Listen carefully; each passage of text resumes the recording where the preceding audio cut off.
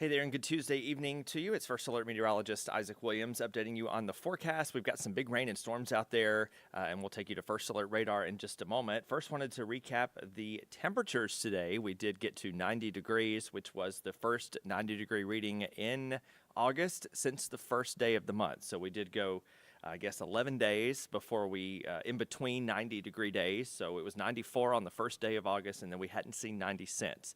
Until today. We did get to 90 at Hartsfield-Jackson, which is right where we should be for this time of the year. And it's because we didn't see a whole lot of rain up until kind of the rush hour. And now we have several storms on First Alert Radar. In fact, just now, a severe thunderstorm warning was just expired for northeast Georgia.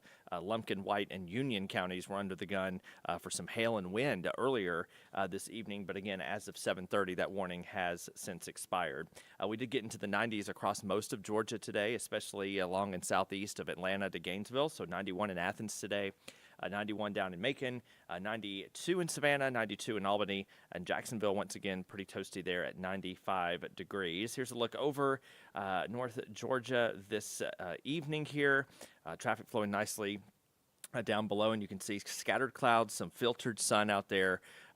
Thankfully, at this camera site, nothing too extreme on happening with rain and storms.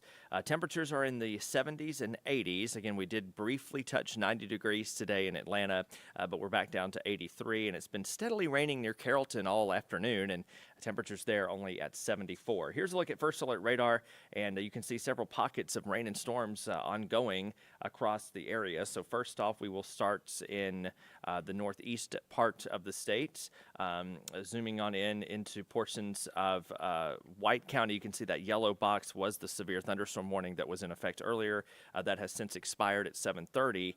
There was some rotation with that storm too, and thankfully nothing was produced in terms of a tornado, but we did get a video, I believe, of a wall cloud from emergency management that had some decent structure to it. And thankfully, again, this is in a pretty uncommon area to see tornadoes anyway. And again, the environment today does not support much risk, if any, but always something to watch, of course. And we had that warning for about 30 minutes. But right now, that strong storm is over Helen. It's moving toward Lake Burton and Lake Rabun. So if you have any interest in Rabun County or northern Habersham County, it looks like another storm is coming up near Cornelia, and that's going to be moving north kind of on that Stevens-Habersham County line.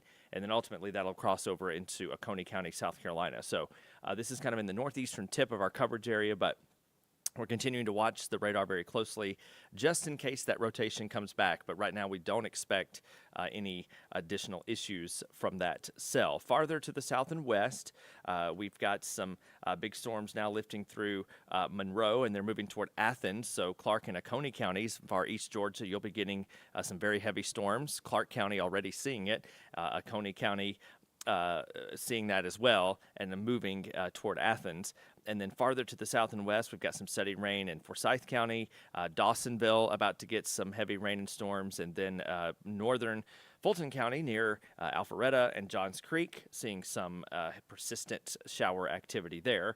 And then farther south and west, we'll kind of make the tour. First off, though, again, from Winder over to Watkinsville, and then that's going to be moving toward Jefferson and Athens again in the next 30 to 45 minutes. Again, lots of lightning, lots of heavy rain. The moisture content in the atmosphere today has been quite extreme, so that's a reason that we are dealing with some very efficient rain-producing storms. And then finally, we'll take things over to the southwest part of the metro, Coweta County, just north of Noonan. Some very heavy rain and storms now moving into far southwestern Fulton County, and then maybe if they hold together, affecting Douglasville in the next maybe hour or so. Things are not moving very fast. But Metro Atlanta itself is fairly dry. We had some storms kind of skirt by the west side of the perimeter, up I-75, and then kind of move north of Midtown and downtown. So that's some good news, but residual cloud cover certainly lingering this evening as storms pass us by. So that's kind of the latest radar update. Again, the severe thunderstorm warning for Lumpkin, White, and Union counties expiring about 10 minutes ago. Tomorrow's forecast, off and on rain, heavy at times, more brief storms in the mix, afternoon highs. Let's just say between about 85 and 90. Like today, the start of the storms was a little bit later than we were thinking, and all it took was maybe another hour or two of that sunshine to really spike the temperature up to 90 degrees in Atlanta. We're kind of averaging things out tomorrow at about 87 degrees. About a 50-50 chance of rain and storms tomorrow. It is another first alert weather day because we do expect a similar radar tomorrow afternoon to what we saw earlier this afternoon and what we're currently seeing this evening. And again, that first alert weather day continues for Wednesday. Also tomorrow, some of the same areas being hit. Actually, Catoosa and Walker and Dade counties in the northwestern corner of the state have some ongoing flash flooding, and that does extend across the line into Tennessee. Saw a video of some very significant flooding, it looked like on Interstate 24, heading right out of the state into Tennessee. And some of those same areas are in an increased risk of flooding again tomorrow. You can see basically from Canton to Gainesville northwards to the mountainous regions of Georgia in that level 2 risk of flash flooding. Everybody else in a level 1. So like today, we have similar moisture content tomorrow, which means that the rain we do see is likely to be torrential in nature. In fact, here's a look at Futurecast, and again, still kind of seeing that mountainous area to see some rain maybe during the morning. The metro should be dry through the first half of the day, and then we'll see scattered showers and storms bubble up right in the middle of the rush and into the late afternoon hours. That could certainly be impactful. Here's 7 p.m. tomorrow, and again, scattered showers and storms, very similar to what we saw today. And again, we might get another thunderstorm warning tomorrow, but that is not anticipated. It is not likely. Most of the storms tomorrow, if not all of them, should be below severe limits. But the one near Helen earlier certainly spiked in intensity and was producing some severe weather concerns. Tomorrow night, 11 p.m., we still have some downpours around. We may see that similar to tonight go into tomorrow night as well. And then we start to see a pattern change for Thursday and Friday and into the weekend where we see less rain and more heat. We did get to 90 today, even though we forecast highs in the 80s. We're certainly expecting widespread hotter air to come in for the weekend. Quick update on Tropical Storm Erin, still spinning in the Atlantic. Was not producing a whole lot of thunderstorm action today. It does seem to be getting a little bit better organized this evening. I mentioned this yesterday, but fast-moving storms, 20-plus miles per hour, typically do not gain a lot of strength.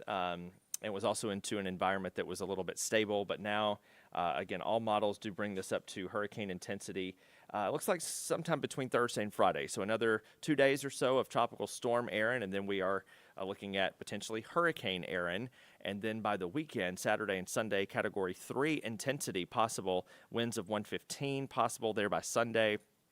And that's going to be, again, passing north. Now, the cone has shifted a little bit southwest from yesterday, but still the center of the storm itself and the worst of the impacts should stay north of the islands. And most models here, as you can kind of see on spaghetti models here, most, if not all of them, recurve this well before reaching even the Bahamas. So any issues on the East Coast should be confined to just rough seas, higher riptide risk, higher waves potentially, but in terms of direct impacts, those do still not look likely, but it's still a week out potentially. We're looking at 5 to 7 days, and something could always change. But right now, confidence, I should say, is still pretty high that we are going to see this thing turn well before it reaches the East Coast. So again, after tomorrow, we're going to be looking at less rain chances, spotty storms Thursday and Friday, highs inching back to the lower 90s starting Friday, and then they're likely to last through the weekend into next week. Maybe the hottest day, 93, but we're going to be back in that pattern where it doesn't look super stormy, not fully dry, but it's going to be the traditional mid-August forecast. A few storms around, hot and humid, not much relief in the evening, lows only in the mid-70s with afternoon highs. After Thursday, warming up out of the upper 80s, pushing into the lower 90s through the weekend into early next week. Stay up to date on your latest weather from the largest team of meteorologists in the Southeast. Download the First Alert Weather app for hour-by-hour forecasts and join us every weekday at 11:30 a.m. on ANF+. You can also text WEATHER to the number on your screen, and we'll send a link directly to your cell phone.